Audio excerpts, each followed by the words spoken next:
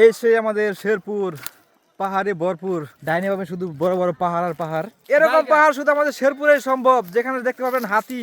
দেন আমার কাছে দিন, ভিডিও করে দেন। ওরে বাবা রান।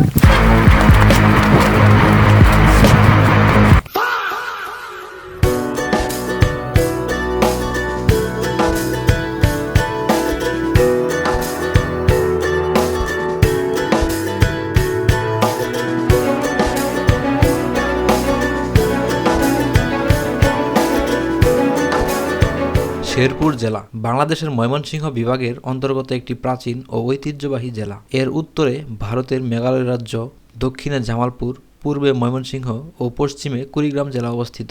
প্রাকৃতিক সৌন্দর্য, পাহাড়ি ঝর্ণা, বনভূমি ও ঐতিহাসিক নিদর্শনের জন্য শেরপুর বিশেষভাবে পরিচিত। শেরপুর জেলার দর্শনীয় স্থানসমূহের মধ্যে গজনী অবকাশ কেন্দ্র সবচেয়ে জনপ্রিয় পর্যটন কেন্দ্র। এখানে পাহাড়, বন, লেক ও শীতল পরিবেশ পর্যটকদের আকর্ষণ করে। পরিবার নিয়ে ঘুরতে যাওয়ার জন্য খুবই উপযুক্ত একটি স্থান। মধুটিলা ইকো পার্ক দর্শনীয় স্থানসমূহের মধ্যে এটি অন্যতম। প্রাকৃতিক সৌন্দর্যে ভরপুর এই স্থানটি পাহাড়, বন ও জীববৈচিত্র্যের জন্য পরিচিত। প্রকৃতিপ্রেমীদের জন্য এটি একটি স্বর্গের মতো।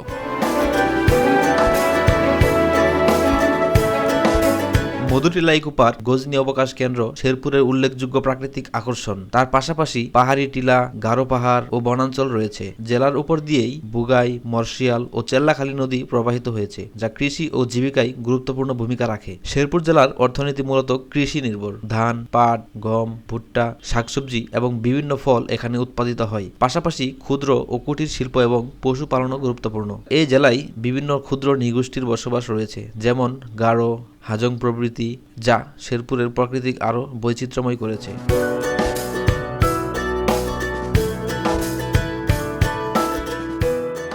শেরপুর জেলায় আরো বেশ কয়েকটি পাহাড় রয়েছে। তার মধ্যে আজকে চলে আসলাম দাউধারা গারো পাহাড়। এটি নালিতাবাড়ী উপজেলায় অবস্থিত।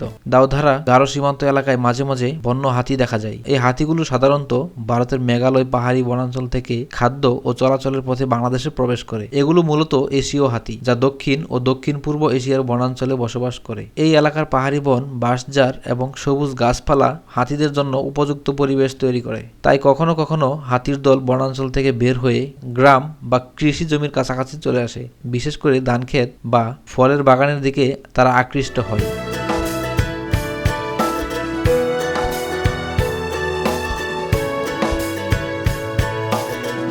স্থানীয় মানুষ অনেক সময় হাতির চলাচল সম্পর্কে সতর্ক থাকে এবং বন বিভাগও এই বিষয়ে নজর রাখে, কারণ বন্য হাতি মানুষের জন্য বিপজ্জনক হতে পারে এবং একই সাথে এটি একটি সংরক্ষিত প্রাণী।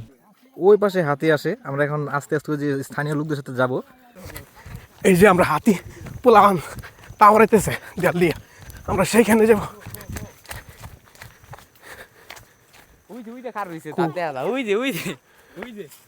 কই কই দেন আমার কাছে দিন, ভিডিও করে দেন।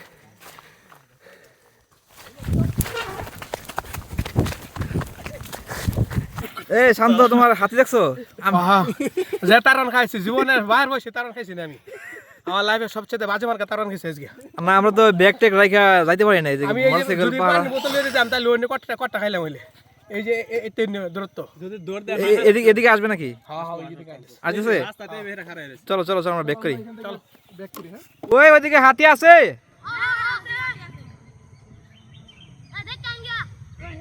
হাতি ধরবে নাকি আবার?